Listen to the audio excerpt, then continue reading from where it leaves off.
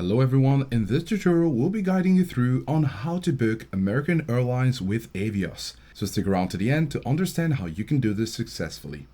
Now, in order to book American Airlines with Avios, you need to go through your British Airways account. So you need to create an account if you don't have.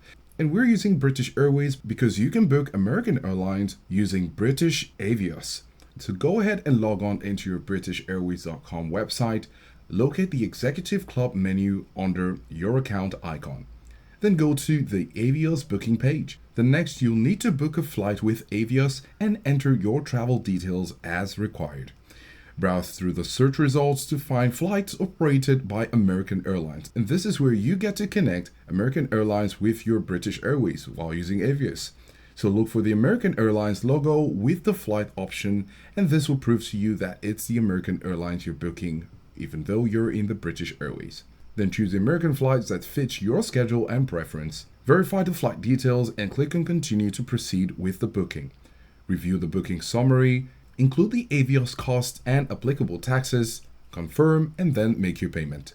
You'll need to check your email for confirmation of your booking. So let us know if this was helpful, and thanks for watching.